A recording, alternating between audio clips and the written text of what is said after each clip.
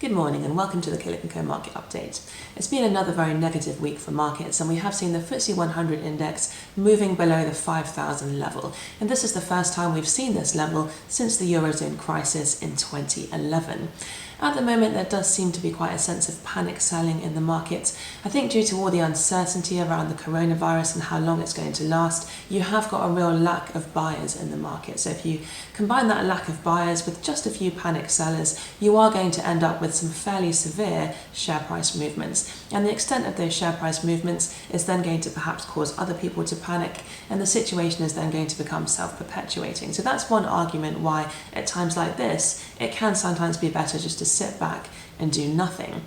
I think the severity of the government measures that were announced earlier this week in order to prevent the spread of this virus have served to spook the UK market somewhat, and we have seen some fairly severe falls in sectors such as the pub sector, the restaurant sector, based on the fact that people aren't really allowed to go out for the next few weeks, and that's going to have a huge impact on revenues for these businesses. Let's take a look at the FTSE 250 index, which is probably a better indicator of UK economic fortunes in comparison to the FTSE 100, which is more of an international index. So here's the FTSE 250. Over the last 3 months, you can see the index has come down 40% over the course of this year so far. However, at the very end of this chart, you can see a small move higher, and that's actually happened since our Chancellor announced a fairly drastic package of rescue options for individuals and businesses. Now, this package runs into the hundreds of billions of pounds, and it's quite reassuring to see that the market has taken this news quite well, and the market has moved higher since this package was announced. We've also seen some fairly drastic action from central banks around the world. Over in the US, for example, the Federal Reserve has reduced the federal funds rate to between 0 and 0.25%. Here in the UK, the Bank of England has reduced our interest rate to 0.1%. And over in Europe, the Eurozone deposit rate is still minus 0.5%. So these are incredibly low interest rates. And I think despite the uncertainty around the coronavirus, it is reassuring to know that governments and central banks around the world are doing whatever they can to support individuals and the economy as we move through this crisis.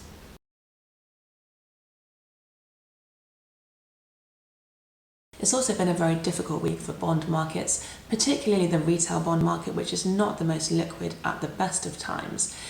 Just like the equity market, we do have a lack of buyers at the moment, so if you combine that with a few people trying to sell, it is going to result in some fairly large price movements. In some cases within the retail bond market this week, we have seen market makers just stopping quoting prices whatsoever for particular bonds. So if you are an owner of retail bonds and you're looking at your system and you're seeing some prices that don't really make sense, bear in mind that the price could be A, completely incorrect, or B, just the result of a temporarily distorted market. So please do try not to worry too much if you are a holder of retail bonds.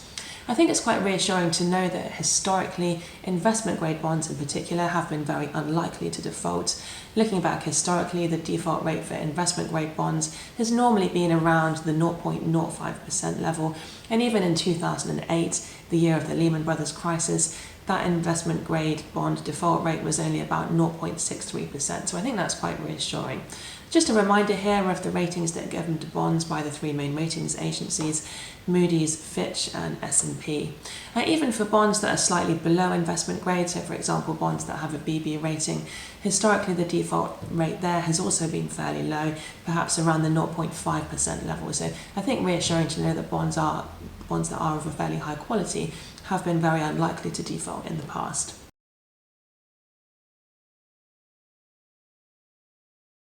And finally, some news that's a little bit more positive. Companies offering software that enables people to work from home have reported an absolute surge in demand over the last couple of weeks. Microsoft is one example. Microsoft owns a platform called Teams, and they've announced this week that the number of users on Teams has risen to 44 million. And if you bear in mind that only 4 months ago, that level was about 20 million. So they've seen a huge increase in demand in a fairly short space of time.